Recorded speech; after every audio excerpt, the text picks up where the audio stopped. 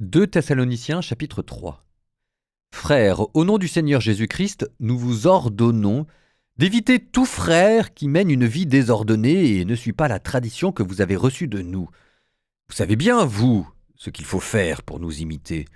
Nous n'avons pas vécu parmi vous de façon désordonnée et le pain que nous avons mangé, nous ne l'avons pas reçu gratuitement. Au contraire, dans la peine et les fatigues, nuit et jour, nous avons travaillé pour n'être à la charge d'aucun d'entre vous. Bien sûr, nous avons le droit d'être à charge, mais nous avons voulu être pour vous un modèle à imiter. Et quand nous étions chez vous, nous vous donnions cet ordre: si quelqu'un ne veut pas travailler, qu'il ne mange pas non plus.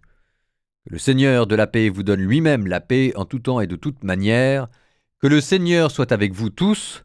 La salutation est de ma main à moi, Paul. Je signe de cette façon toutes mes lettres. C'est mon écriture. Que la grâce de notre Seigneur Jésus-Christ soit avec vous.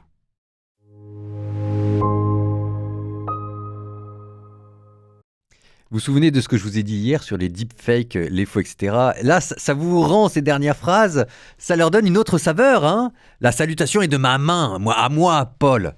Donc, vous pourrez lire comme ça lui donne un petit côté truculent, cette lettre. Il y a aussi cette phrase, extrêmement célèbre, extrêmement connue, qu'on adore, parce qu'elle est frappée au coin du bon sens.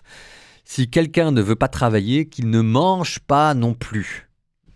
Tout est dit dans cette phrase-là, il n'y a pas besoin de le commenter. Simplement pour vous dire que c'est aussi à mettre en lien avec ce que je vous disais hier sur la fièvre apocalyptique, parce que c'était pas uniquement de la paresse, quoique si les gens ne voulaient pas travailler, c'était aussi parce qu'ils étaient persuadés que de toute façon ça ne servait plus à rien, le Christ allait venir, donc ça servait à quoi d'avoir des enfants, ça servait à quoi d'entreprendre des projets, et voilà, on attend le Christ, il va venir.